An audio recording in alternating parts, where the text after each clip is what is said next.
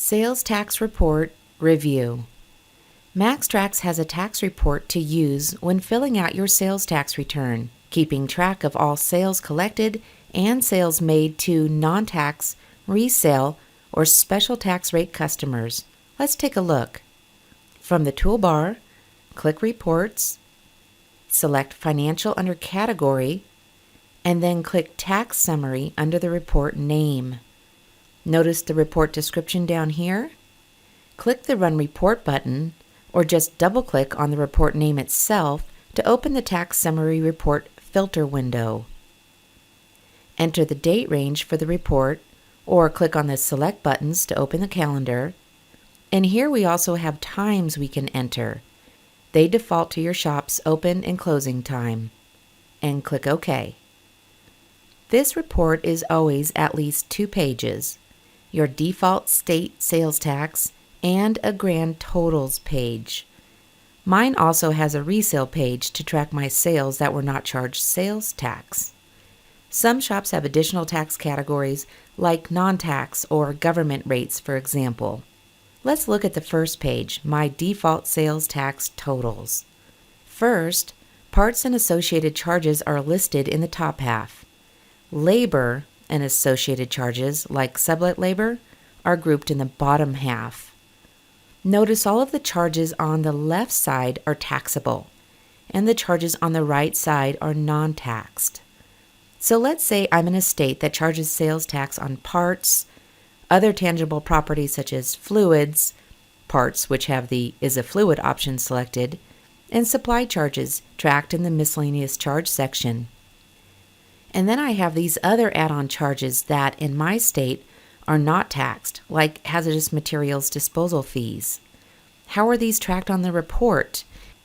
Our tax sales are listed on the left, the taxable side. And the other non-tax add-on charges up here are on the right, the non-tax side. And note here, minus returns, discounts, and warranty discounts. So we don't just want to use these totals over here, as they include both taxed, charges on the left, and non-taxed items, charges on the right, in these totals. See? After noting my taxed parts, I then total my non-taxed items like hazardous materials and tire disposal fees to be deducted from my total sales.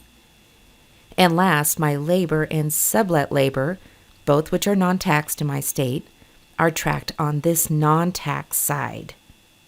Note here I have a sublet amount on the tax side. Why is that? Well, in some states, for example, tows are taxable. We handle tow bills as sublet labor in MaxxTraxx, and if I have the Is Taxable box selected in that sublet labor, MaxxTraxx will charge sales tax on that tow bill and track those sublet sales as taxable on the left. So I would note my sales tax return accordingly. How do we handle sales to resale customers? I'll click this spin button up here to go to page 2, and note here, parts are still in the taxable area on the left. And likewise, labors are in the same areas as the default sales tax page.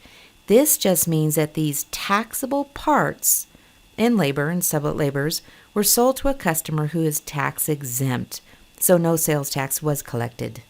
And note, no total tax collected. Let's go back to page 1 now. And this is the tax collected, mostly on parts, and a little in the labor section for that sublet tow bill that I charged out to that customer. So if we were to take the total parts, plus the total miscellaneous charge amount, plus this sublet labor, and multiply it by my tax rate of 7.5%, we would get this total down here on the right. For shops with more than one tax rate, for government vehicles, for example, we would total that page of the report with those taxable categories, multiplied by our sales tax rate, to get the total tax collected for that special tax rate. Now let's look at the grand total page. The grand totals page totals all sales, parts, labors, taxed, and non-taxed, all grouped together, So these are usually your starting sales numbers on your sales tax return. And then you deduct each non-taxed amount like labor and then the resale amounts. And this amount here in the lower right corner is the total amount of sales tax you collected. This would match your regular default tax page if you only had one rate. And it would also include total sales tax collected for each different tax rate, as in the government rate example, if you had any additional tax rates. And this last amount here is the total parts and labor sales with the sales tax dollars added for a grand total of all your invoices, including the sales tax. Click the print button up here to print this report. And this concludes the lesson on Sales Tax Report Review.